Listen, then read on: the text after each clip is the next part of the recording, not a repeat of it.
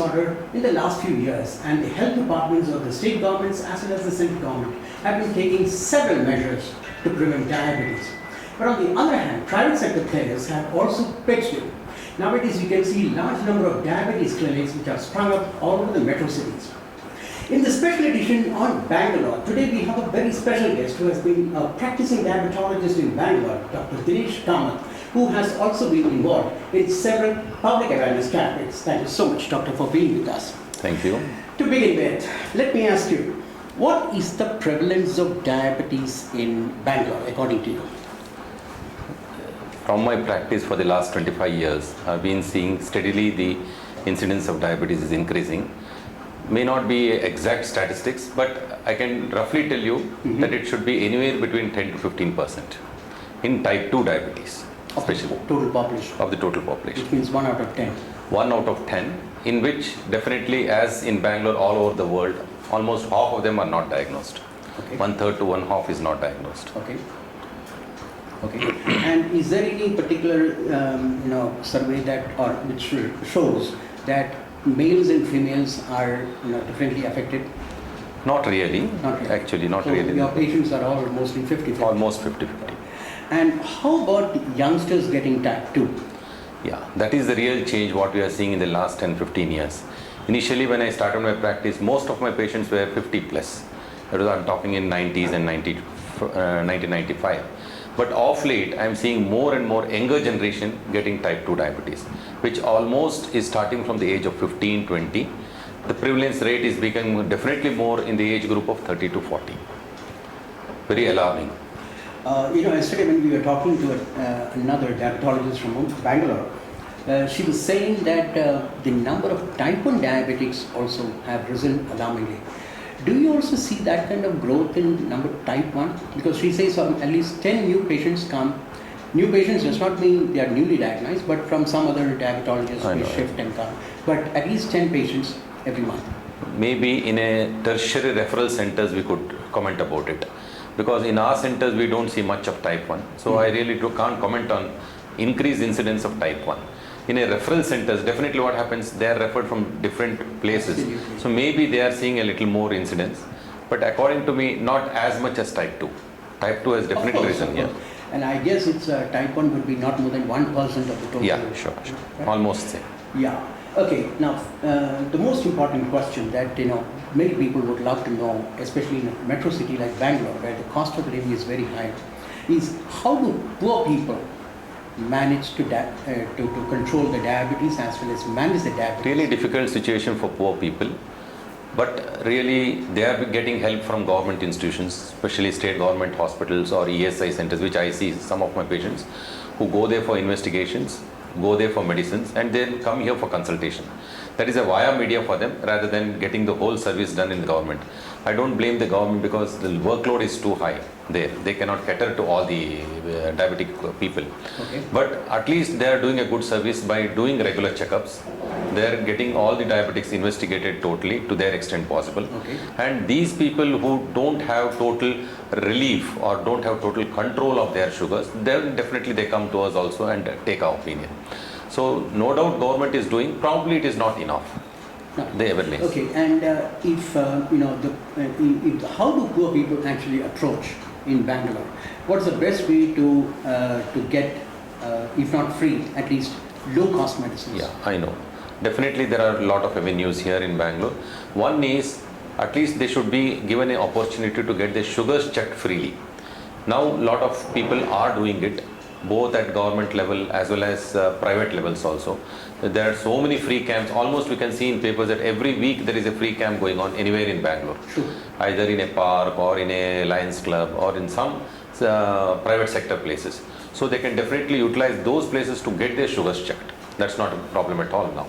And many even private places do this freely. As a humanitarian grounds, we do the sugars freely for many people if they can't afford. Okay. Second thing, coming to the treatment, I know the treatment of diabetes is quite complex. We have cheaper drugs, we have very costly drugs also. So at least if they can be sorted out with relatively cheaper drugs, get a good control, avoiding their complication, it is great. Now I have seen places like some religious places like the Sai Baba Mandir, they are all giving free drugs to the extent possible here in Bangalore. So people are utilizing them. Of course, the faith is also there. Some people don't believe in those drugs, which is also not true. They are also giving them good quality drugs itself, because I told you about the cost. Okay. Government hospitals do give generic drugs. They don't give branded drugs. They give generic drugs, which to some extent are doing a good job. It's not that Even insulin is given as generic drug?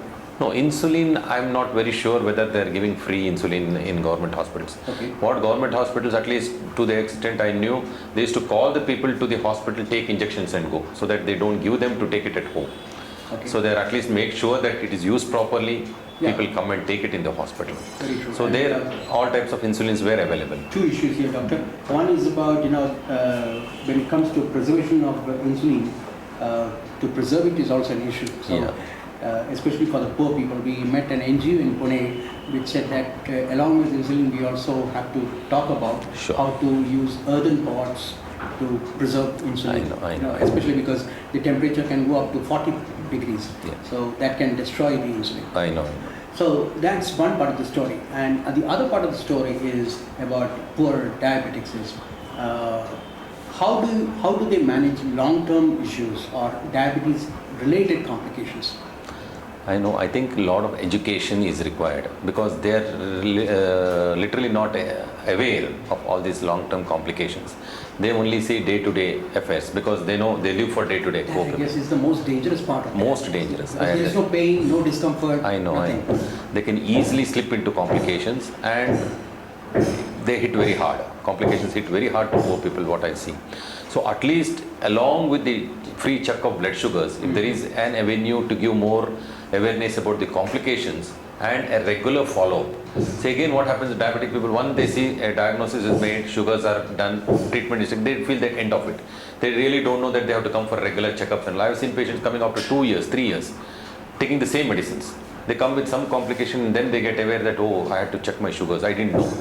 So I think in the beginning only, if they are given the awareness that sugars is not a single day disease, it's a lifelong disease.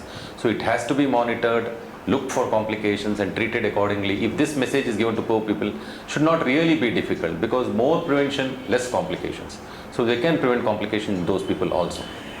As you are involved in so many public awareness campaigns on diabetes in this city, the most pertinent question to ask you would be, in your practice, when you are treating poor people as well as middle class and higher middle class people, you often come into a situation where you feel that if the government changed this particular policy or that particular policy, it would have been much better for controlling diabetes, obesity, all the other health disorders related to lifestyle. What would be the three major changes you would love to see in policy from government policies? One is increasing the awareness of diabetes. Okay. In fact, I am speaking on this topic next month in Moscow. How to prevent diabetes at the early stage, when they are still not diagnosed. That is, once they come into IGT stage, what we call impaired glucose tolerance. If you can catch people at that time and give them prevention measures, we can postpone diabetes for 10 years. There's a big study going on, which I'm talking on that, and if that is implied in our country, great. We can prevent diabetes for next 10 years to these people, because this is the first stage of pre-diabetes which goes into And diabetes. the government can save so much on public So health much of public cost. health cost, most important, and health for all. It can save even the working hours for the people. As I told you, younger generation getting work is going on too bad. So at least we can prevent their loss of work hours. That's one thing. That is one which I love. That is awareness campaigns enough to see that diabetes is prevented. In fact, the future of diabetology is itself prevention. Okay. Second thing, what I would like the government to do is definitely give a good concession to the drugs. I know pharma companies are getting a good margin for their drugs. If they can intervene, all classes of drugs. Of course, India is the cheapest drugs compared to other parts of the world. But still, considering our load of diabetic patients, definitely pharma companies can help us by reducing the cost. This is the second thing. In that regard, Dr. NPPA is doing a wonderful job, isn't it? They have been reducing the prices of drugs across the board. I know. That really is what is required in our field now. Okay. That's the second thing. Third thing is to tackle the complications. Now, of course, government is coming up setting up, dialysis centers even in the smaller cities. Of late, till latest, we didn't have dialysis in smaller cities. Now, of course, the government is putting on these dialysis units in the smaller cities and getting, telemedicine coming, because we may not have specialists in all smaller cities, but at least if they can arrange a telemedicine facility so that dialysis center or even heart angiogram centers and all, even cath labs and all are placed in little smaller cities, so that we can detect the complications a little early and try to prevent them. So these are the three things which I would like our government to do it. Wonderful.